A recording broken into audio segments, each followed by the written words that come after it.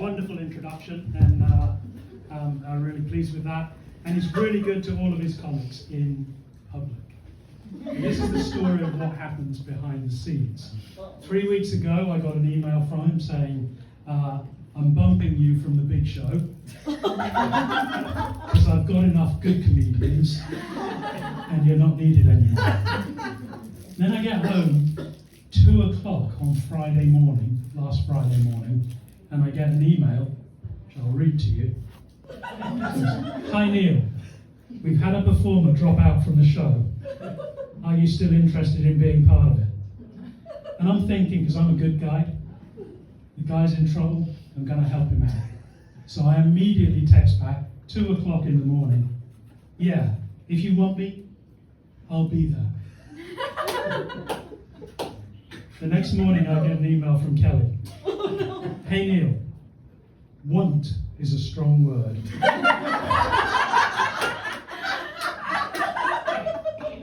But there is an open spot. And no one else was available, no matter how much I begged or offered to pay.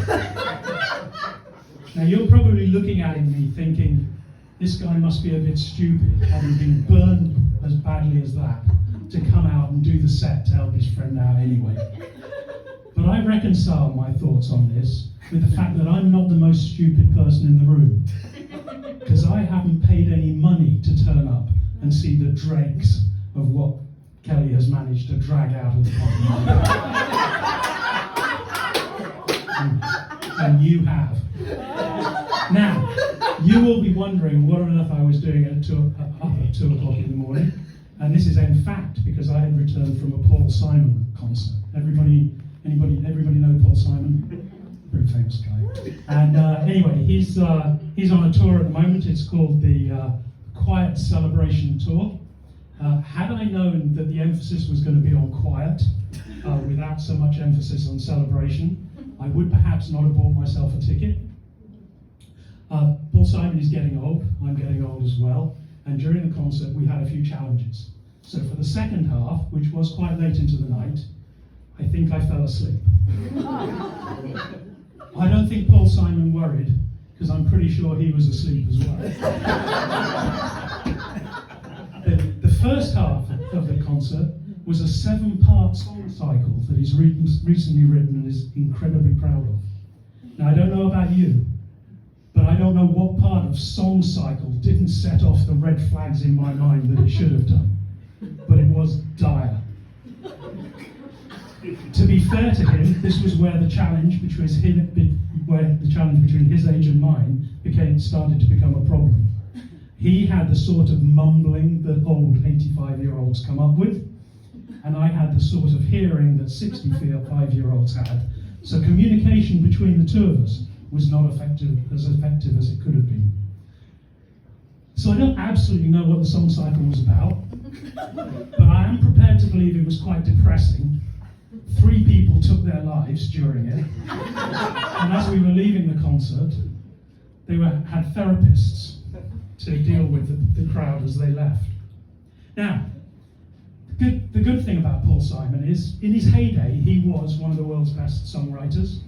He wrote some tremendous songs. All he needed was to have a really good singer to perform with him, and that's where the celestial stars aligned with the terrestrial stars, and he met Art Garfunkel, a man with the voice of an angel and the hair of a toilet brush.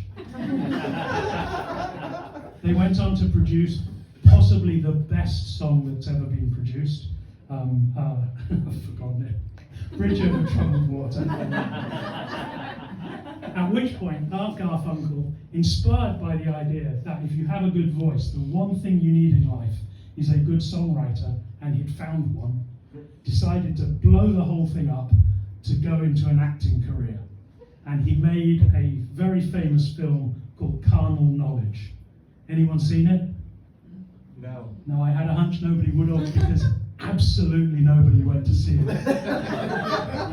And his career died on that spot, leaving him as one of the famous musicians that made one of the worst possible decisions that they could possibly make.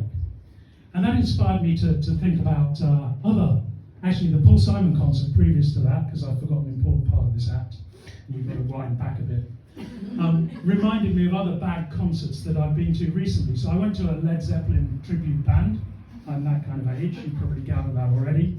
And they were extremely good. The musicians, they were fantastic. The only problem with them was they were middle-aged men who clearly enjoyed beer, as they were carrying a large part of it around their midriff.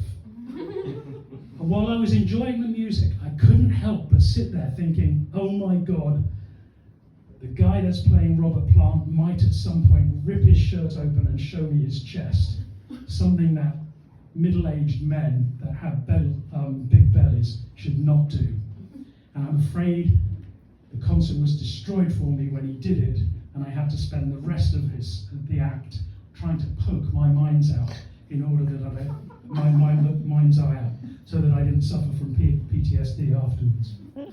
But going back to Art Garfunkel blowing things up, the key thing about that is that there are other musicians. There's one of my real favourite musicians, a guy called John Ottway, who, working with his colleague Wild Willie Barrett, produced a really, really good song, Really Free, which we may have queued up, that was right at the front end of the punk era and really touched a nerve within the community and went rapidly to the top of the charts.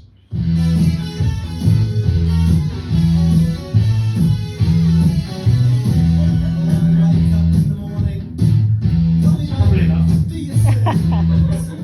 Immediately after this, riding the wave of punk, John Ottway fell in love with someone and decided that he would write his second song as a love song to the person, and he produced Geneva, a song that disappointed every single punk in the world and put them in the garbage can of music history. Are we playing that one too?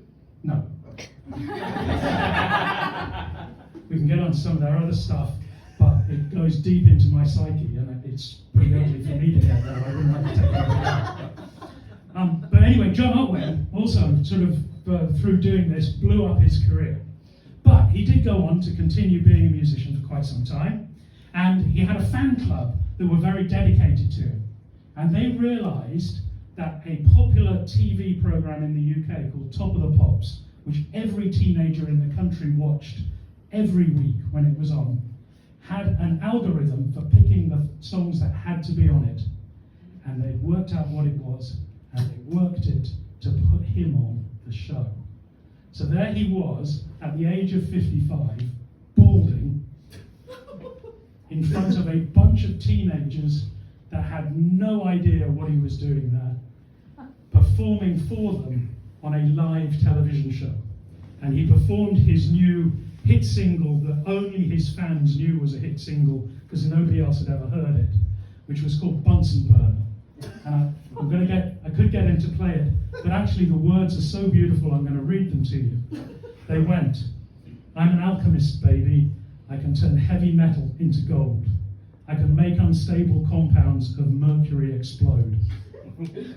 I can make you glow. I can make you phosphoresce. I can burst your bubble. I can make you effervesce. Science tells you love is just a chemical reaction.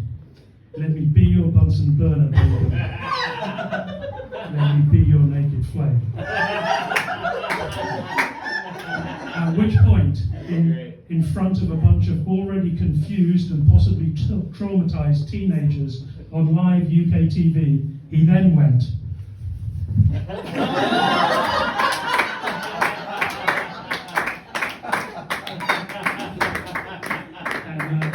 Sadly, Michael's out of. Oh, no, you're the back? Yeah. I want to dedicate this set to Michael, who gave me the inspiration, one of our new comedians. You look great. I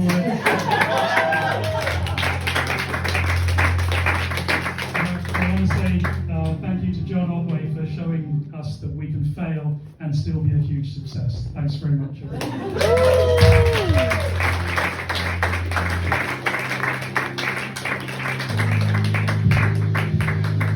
Well, imagine if Paul Simon took his shirt off at a show. Huh? One more time for Neil.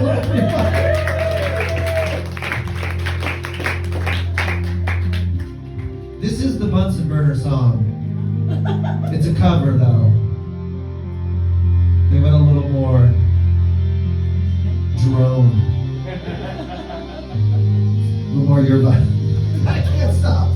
Sorry. It gets funnier with every repetition. It's a real seam of gold you've come